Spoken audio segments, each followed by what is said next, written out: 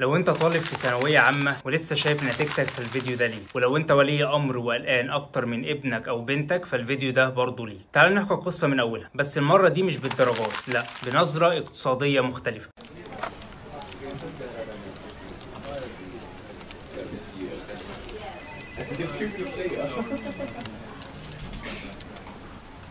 الثانوية العامة في مصر مش مجرد سنة دراسية، دي صناعة كاملة، دروس خصوصية وسناتر وكتب خارجية ومنصات اونلاين وحتى شركات شحن. الكلام مش مبالغة، السوق ده بيتكلم في مليارات، وفي اسر بتصرف في سنة واحدة اللي بتصرفه على البيت كله ويمكن الضعف. في 2025 عدد الطلاب في الثانوية العامة كان حوالي 750 ألف طالب. لو قلنا ان متوسط اللي بيتصرف في السنة 20,000 جنيه فاحنا بنتكلم فيه 15 مليار جنيه في سنة واحدة. في مصطلح في الاقتصاد اسمه شادو ايكونومي او اقتصاد الظل، هو الجزء من الاقتصاد اللي مش بيظهر فيه تقارير الحكومة لكنه موجود ومؤثر، وصدق او ما تصدقش فسوق الثانوية العامة بيدخل تحت اقتصاد الظل. لكن بعيدا عن الارقام دي في تمن تاني بيدفعوا الناس، وده في الاقتصاد بنسميه cost beyond the numbers او التكلفة غير المالية. يعني مش كل حاجة بتتقاس بالفلوس، لان في تكلفة نفسية وصحية وعائلية. البيت كله بيوقف حياته علشان الطالب اللي في ثانوية عامة، الاب ممكن يشتغل شغلانه تانية علشان يوفر دروس ابنه اللي في ثانويه عامه، والام بتتخلى عن راحتها علشان راحه ابنها اللي في ثانويه عامه، والاخوات بيتاثروا باجواء التوتر دي. الضغط النفسي ده ليه تاثير مباشر على البرودكتيفيتي، الانتاجيه، سواء كان على الطالب او على الاهل، لان الطالب بيفقد ثقته في نفسه، والاهل بيناموا متوترين وبيصحوا على خناقات علشان الدرجات. ومن منظور اقتصادي الاسره بتستهلك طاقتها وفلوسها في سباق غير مضمون النتائج. ليه بقى؟ لانهم عايشين مع كلمة واحدة وهي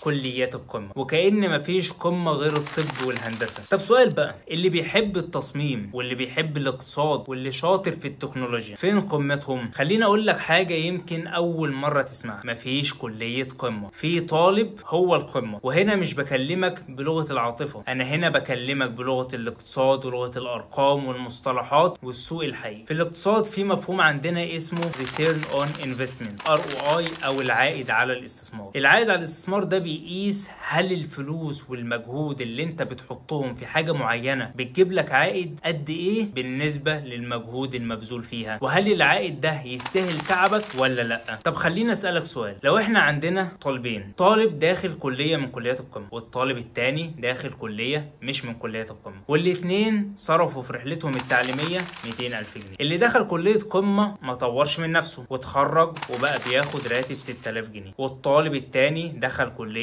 مش قمة وشاف السوق محتاج ايه وطور من نفسه وبقى بياخد راتب ضعف الاول، يعني 12,000 جنيه. تفتكر هنا بقى مين فيهم اللي عنده العائد على الاستثمار اعلى؟ انا متاكد ان انت اكيد جاوبت نفسك. فخد بالك ان الشاطر هنا هو اللي بيعرف يوظف نفسه، يطور من مهاراته ويتعلم طول الوقت، وده في حد ذاته هو اللي بيحدد النجاح مش اسم الكليه. ولازم تعرف ان العالم كله بيتغير، وان السوق النهارده بيشتغل بمنطق سبلاي اند ديماند او العرض والطلب، وبيسالك هل انت عندك المهاره اللي السوق عايزها ولا لا. يعني في 2025 عندنا 5 مجالات هم اكبر 5 مجالات نموا على مستوى العالم، زي الذكاء الاصطناعي، تحليل البيانات، امن المعلومات، والتسويق الرقمي، والتجاره الالكترونيه. دي كلها مش محتاجه مجموعه، دي كلها محتاجه عقل شغال وواحد عايز يتعلم ويجرب. وده اسمه في الاقتصاد هيومن كابيتال او راس المال البشري، يعني الشخص نفسه هو الاستثمار مش الكليه. ولازم تعرف ان الجامعه او الكليه هي وسيله في حد ذاتها، مش هي النهايه ابدا. وبرضه خد بالك ان في 2025 ان اكتر من 50% من المهارات المطلوبه في السوق ممكن تتعلمها اونلاين ومجانا، وكورسات كتيره ممكن تلاقيها على اليوتيوب او اي منصه تعليميه تانية. يعني لو انت في كليه مش من كليات القمه بس بتتعلم كل يوم وبتطور من نفسك فانت قمه في ذاتك. وده اسمه في الاقتصاد continuous learning او التعليم المستمر، وده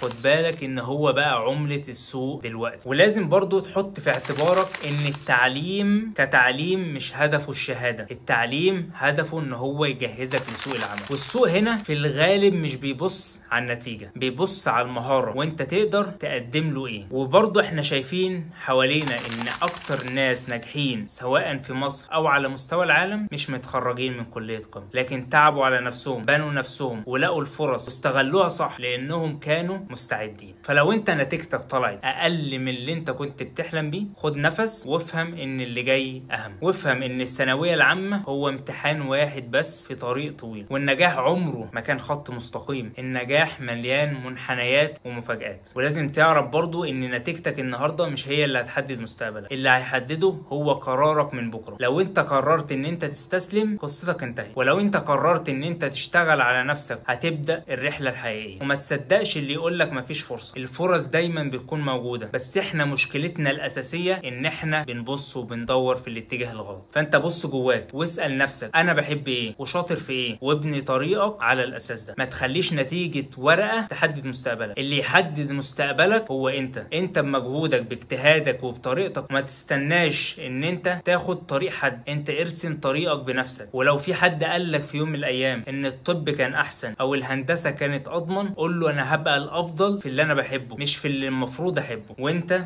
اللي في ايدك القرار. وفي النهايه ما تنساش تشارك الفيديو ده مع كل اصحابك اللي في ثانويه عامه او اي حد داخل ثانويه عامه، علشان يكون واعي وفاهم هو داخل على ايه، وما يضحكش عليه بعناوين رنانه وبجمل زي كليات القمه. وكالعاده ما تنساش اللايك والشير والاشتراك في اليوتيوب وكل منصاتنا، وده اللي هيساعدنا ان احنا زي ما احنا ماشيين في طريقنا ان احنا نعرف الناس ان الاقتصاد موجود في كل قرار من قراراتنا. فتابعنا علشان تعرف اكتر وتبقى واعي. سلام.